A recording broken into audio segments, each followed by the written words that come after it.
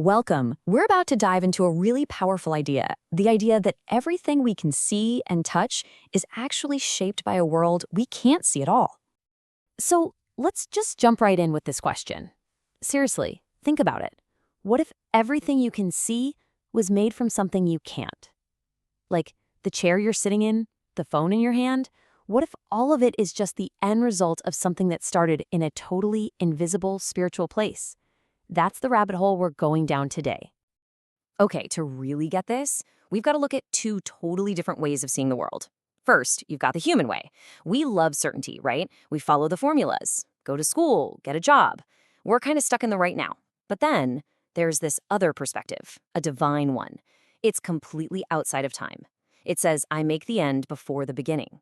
I mean, imagine being able to see the entire movie from start to finish all at once. So that's where we're headed. We're going to try to step beyond that comfort zone of human certainty, moving away from those predictable formulas and into what's called a realm of faith. And this quote right here, this is really the foundation of the whole thing. I am God, I make the end before the beginning. Think about what that really means. If the end is already known, it's like the blueprint for our entire visible world already exists somewhere else, in an unseen dimension. Okay, so this is where it gets really personal. We're taking that huge cosmic idea and bringing it right down to you. We're talking about a purpose that, according to the source, was set in motion for you before time was even a thing. Look at this timeline. It shows that we're not just talking about some plan for your 80 or 90 years on Earth. No, this is eternal. It starts before time, before creation itself.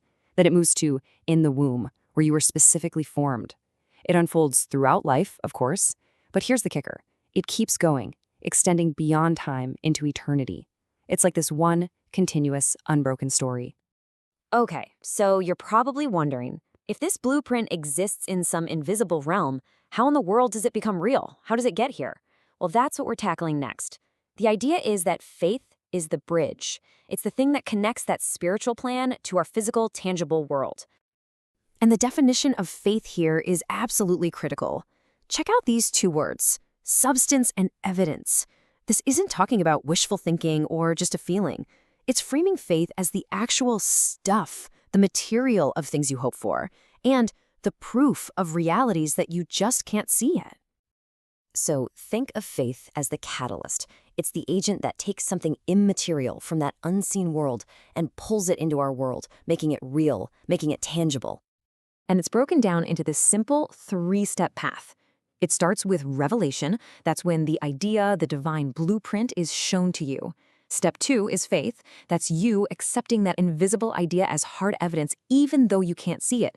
And the final step, manifestation. That's when the thing you accepted in faith actually shows up in the physical world.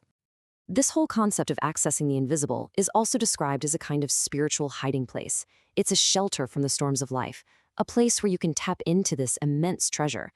But there's a catch. You can only get in if you have a spiritual mindset. If you're only focused on the physical, on what you can see and touch, the door stays locked.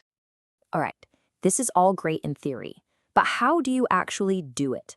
How do you connect with this invisible realm? That's what we're getting into now. What's called the language of creation. Just look at this comparison. On one hand, you have the visible material world. It decays, it's temporary, it's stuck in time. But on the other hand, you have the invisible, immaterial realm. It's eternal, it's outside of time. And because of that, it has this deep, lasting, foundational power that the physical world just doesn't have. So, how do you speak this language? Well, here are the steps. First, you've got to connect with God's Spirit. Then you speak this language of origin. Now, this third step is fascinating. You name your creation. You call it what it is, which apparently gives you authority over it. And last, but definitely not least, you have to believe without putting any limits on it. And that leads us right to this incredible quote. I want you to pay close attention to the wording here. All things are possible to all who believe. It doesn't say some who believe or a special group who believe. It says all. The idea here is that this is a universal principle, available to anyone. Okay, for our last section, we're going to look at some really cool modern-day examples that kind of show this principle in action, where you can see power operating way beyond physical stuff. It's all about demonstration. Think about this for a second. The biggest transportation companies in the world, I'm talking Uber, Lyft, how many cars do they own? Zero. None. Their entire value isn't in physical cars. It's in the invisible stuff, the network, the app, the data. It's mind-blowing, right? And it's the exact same thing with stores. The biggest retailers on the planet, Amazon and Alibaba, they dominate everything. But how many physical buildings do they actually need? Almost none. All their power is in a digital, invisible space.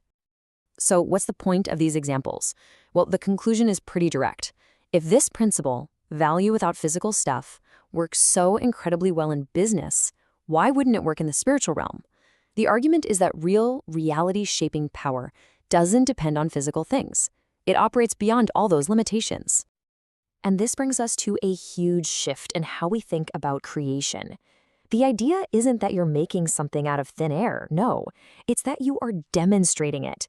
You're simply bringing something that already exists in the spiritual realm into the visible world for everyone to see. So I want to leave you with this final thought to chew on. If the source is right, if the blueprint is already complete, if everything is already finished in that invisible realm, then what's already waiting for you? What purpose? What potential? What incredible reality is just sitting there, waiting for you to demonstrate it?